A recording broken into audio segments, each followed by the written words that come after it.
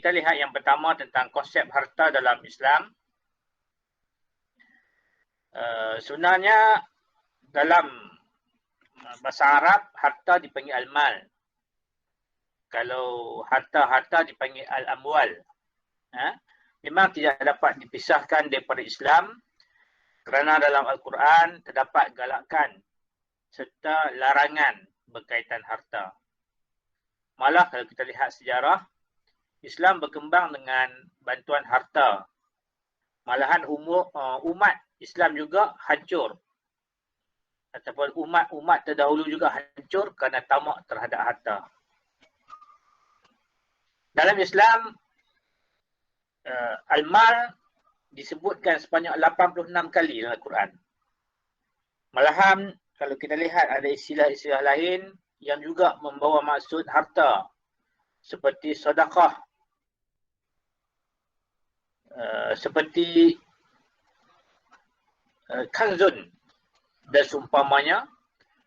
Malah terdapat 361 perkataan yang membawa maksud harta dalam Al-Quran.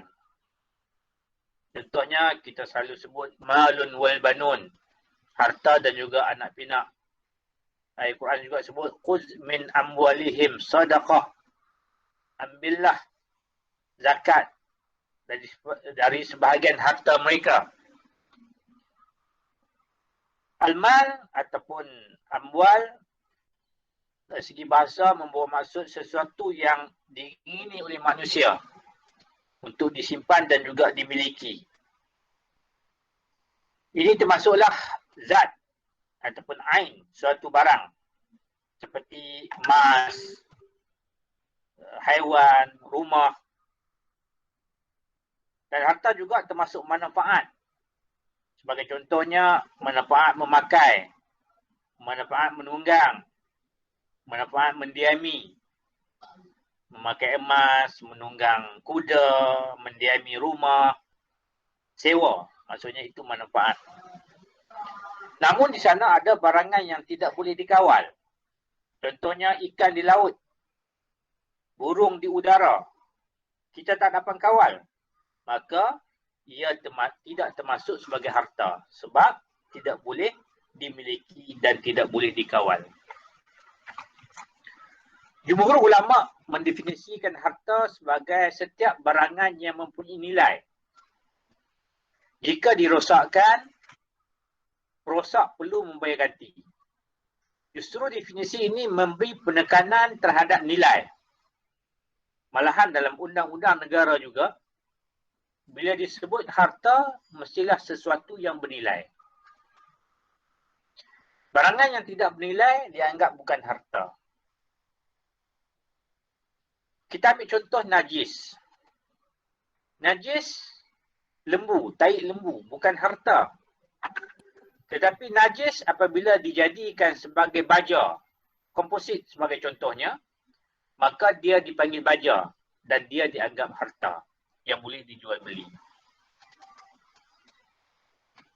Dalam majalah Al-Ahkam Al-Adliyah, mal ditarifkan sebagai barang yang disukai atau diinginkan oleh manusia dan ia boleh disimpan untuk digunakan ketika diperlukan. Malahan tarif harta juga ada dalam Kamus Dewan, seperti mana kita ketahui. Dan biasanya ulama Islam ada juga mempunyai tarifan yang lain. Antaranya harta adalah barangan yang boleh dikuasai, dimiliki dan biasanya boleh dimanfaatkan. Jadi secara umumnya inilah definisi harta. Dan daripada definisi ini kita boleh ambil ciri-ciri harta. Antaranya apa dia? Boleh dikuasai, maksudnya kita boleh kawal dia. Boleh dimiliki, maksudnya kita boleh beli. Boleh dikumpulkan dan juga boleh disimpan untuk digunakan. Satu. Kemudian, barangan yang memberi manfaat, faedah kepada manusia. Itu juga ciri harta. Yang ketiga, barangan yang bernilai, yang perlu ganti jika dirosakkan. Dan ciri harta yang keempat daripada definisi tadi, barangan itu diharuskan oleh syarak untuk kita menggunakannya. Di sana ada yang tidak dipanggil harta. Antaranya sesuatu yang kita tidak kuasai. Walaupun kita mendapat manfaat. Contohnya apa? Contohnya cahaya matahari, bulan. Ada manfaat, tapi kita tidak boleh kuasai. Ada pula barangan yang kita tidak boleh kuasai secara langsung, tapi kita mampu untuk kuasai. Juga tidak dipanggil harta.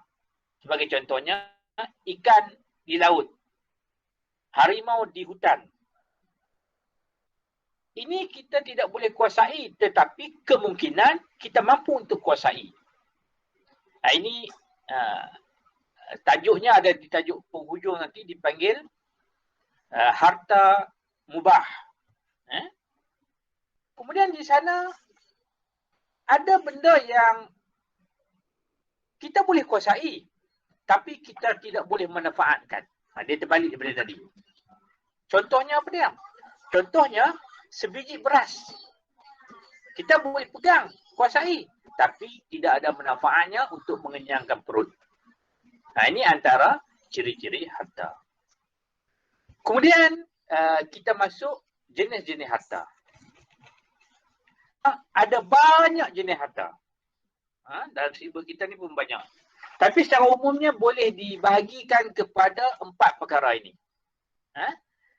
Dia sebenarnya banyak, tapi oleh kerana silibus kita ada 4 perkara ini saja, jadi kita tumpu 4 perkara yang penting ini.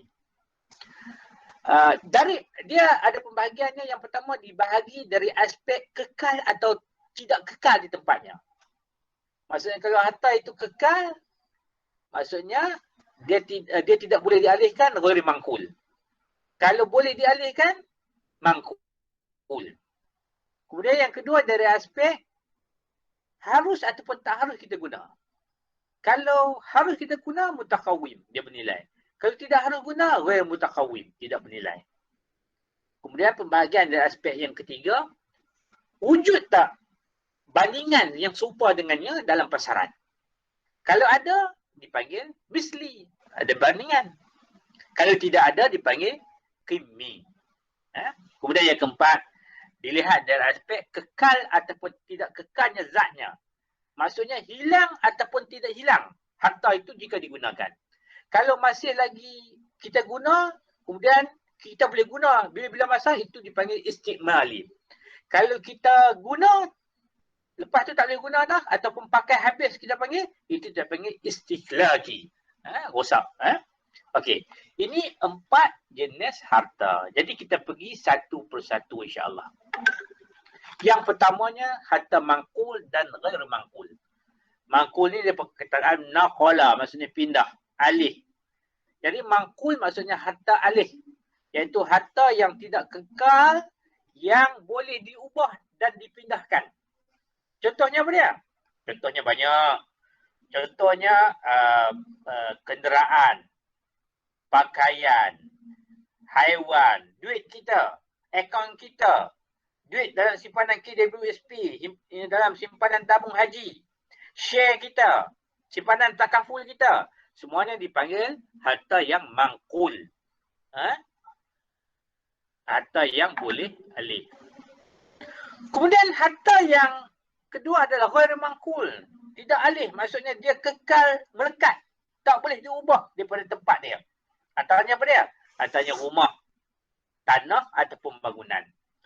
Walaupun rumah kita ini rumah kampung yang boleh boleh diangkat, dipindahkan, usung ramai-ramai, tapi dia juga dipanggil ghair mangkul, kerana asasnya dia ini tidak boleh dipindahkan. Jadi perbezaan mangkul dengan ghair mangkul ini memberi hukum, memberi kesan kepada hukum. Sebagai contohnya, pemegang amanah harta anak yatim boleh menjualkan harta alih, maksudnya harta yang berbentuk duit, jika terdapat maslahah keperluan. Sebagai contohnya, perlu untuk bayar hutang, perlu untuk beri makanan kepada anak yatim, boleh kita jual harta yang boleh alih. Contohnya boleh ambil duit dalam simpanan dia. Boleh ambil duit daripada jualan pakaian dia sebagai contohnya, harta anak yatim. Tapi tidak diharuskan jual harta tidak alih. Kecuali dengan sebab yang dibenarkan oleh syarak. Sebagai contohnya, rumah dia tak boleh jual. Tanah anak yatim tak boleh jual. Bangunan anak yatim tak boleh jual. Kecualilah ada hutang anak yatim itu yang ditanggungnya yang besar, yang memerlukan jual, melibatkan rumah ataupun benda-benda lain yang ghairi mangkul. Itu satu kategori. Kategori yang kedua ataupun jenis kedua adalah harta yang bernilai ataupun tidak bernilai. Maksudnya harus guna ataupun haram kita guna. Tak harus kita guna. Terbagi kepada mutakawim dan ghairu mutakawim. Mutakawim maksudnya harta yang bernilai mengikut hukum syarak. Boleh diguna, boleh diambil manfaat. Tapi ingat, harta yang bernilai menurut hukum syarak. Kalau babi, anjing, kita tak panggil mutakawim. Walaupun dia menilai, dia berharga bagi orang yang bukan Islam. Ini kita lihat di aspek hukum syarak. Kita boleh ambil manfaat. Contoh apa? Contohnya mana? Antaranya harta mangkul dan juga ghairi mangkul. Contohnya tanah, duit, rumah, makanan. Itu semua dipanggil mutakawim. Kemudian yang kedua, harta ghairi mutakawim. Iaitu harta yang tidak menilai menurut hukum syarak. Dan juga harta yang tidak harus. Antaranya apa dia? Antaranya harta yang kita tidak miliki. Ataupun harta-harta yang haram. Babi, arak dan seumpamanya. Ini dipanggil ghairi mutakawim. Apa kesan hukumnya? Kesan hukumnya antaranya kontrak muamalat. Contohnya jual beli, sewa, gadai hanya sah pada barang mutakawim sahaja. Sebagai contohnya ada orang datang, ni saya nak jual semua ikan dalam laut ni sebagai contohnya. Tak boleh dianggarlah ikan dalam laut ni. Itu tidak sah. Sebab apa? Sebab kita tidak memilikinya secara sah. Begitu juga ada orang datang, dia nak jual arak sebagai contohnya. Tak sah hukum jual beli itu, malahan haram. Sebab harta itu harta ghairi mutakawim. Tak sah. Okey. Dua. Yang ketiganya harta misli dan harta qimi. Ini merujuk kepada harta yang mempunyai bandingan ataupun persamaan dalam pasaran ataupun tidak ada. Yang pertama, harta misli. Misli ni maksudnya harta yang mempunyai bandingan ataupun persamaan. Kalau ada perbezaan pun ataupun pengurangan daripada harta pun kecil saja. Dan ini adalah tidak dapat dielakkan. Contohnya apa dia? Contohnya beras dengan gandum. Walaupun berbeza, dia ada dipanggil bandingan. Di sana ada dipanggil harta qimi, iaitu harta yang tidak mempunyai bandingan ataupun persamaan. Di mana-mana pasar, di mana-mana kedai. Kadang-kadang harta ini serupa jenis, tapi dia berbeza harganya. Apa contohnya? Contohnya lot rumah. Ini dipanggil harta qimi, tidak ada bandingan. Sebab lot rumah dia berbeza harganya. Jenis rumah, batu permata. Macam-macam kan, zamrud dia berbeza dengan delima, emas berbeza dengan lain-lain. Jadi ini kuda sebagai contohnya, dia tidak boleh dibandingkan dengan lembu. Ini semuanya dipanggil harta qimi. Juga memberi kesan kepada hukum. Antaranya adalah hukum badal. Jika sesuatu barang dirosakkan oleh seseorang, maka orang itu perlu bayar ganti rugi. Jadi perlu bayar gantian yang dipanggil badal. Justru badal itu perlu diganti daripada harta misli. Bukan dengan harta qimmi. Harta qimmi hanya boleh diganti dengan kadar nilai harga sahaja. Contohnya, kalau dalam kita ibadah kita pun macam apa ni, zakat fitrah sebagai contohnya. Kita kena bayar. Tapi kita boleh bayar gantian. Contohnya bayar 1 gantang beras, kita ganti dengan RM7. Itu dibenarkan. Maksudnya diganti dengan nilai harga barangan tersebut. Okey, ini yang ketiga. Yang keempat dan yang terakhirnya harta istikmali dan harta istihlaki. Istikmal maksudnya kita guna amal, guna istiqlal halak maksudnya rosak ataupun musnah, hilang. Harta istikmali adalah harta yang kekal zatnya dan boleh digunakan pakai secara berterusan. Malahan kita boleh ambil manfaatnya pada bila-bila masa, tak rosak, dan biasanya memakan masa yang panjang sebelum dia rosak. Antaranya makan pakaian, buku, pemadani. Maksudnya kita guna, lepas tu orang lain pula nak guna, boleh lagi. Kemudian yang kedua, harta istiqlaki. Maksudnya guna sekali saja dah tak boleh dah. Maksudnya dipakai, zatnya itu tidak kekal. Kalau kita dibagi pakai habis, pakai buang, pakai habis. Contohnya makanan, dah makan masuk perut tak boleh orang lain makan dah. Minuman, minyak dan seumpamanya.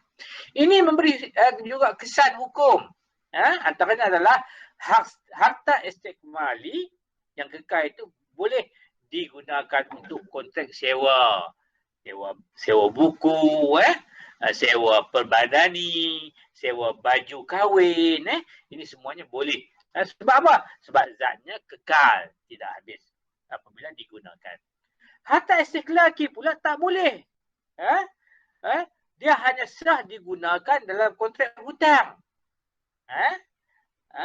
Hutang minyak kerana zatnya tidak kekal dan akan habis apabila digunakan. Maksudnya kalau guna kontrak hutang boleh. Hutang maksudnya kita kena bayar.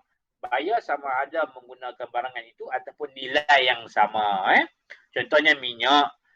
Minyak kalau kita ambil minyak petrol sebagai contohnya, kita guna untuk kereta kita, maka kita kena ganti hutang minyak itu dengan minyak yang sama juga. Itu dibenarkan. Okey. Saya setakat itulah pembentangan bagi tajuk topik 2 dan topik 3 berkaitan tentang harta dalam muamalat.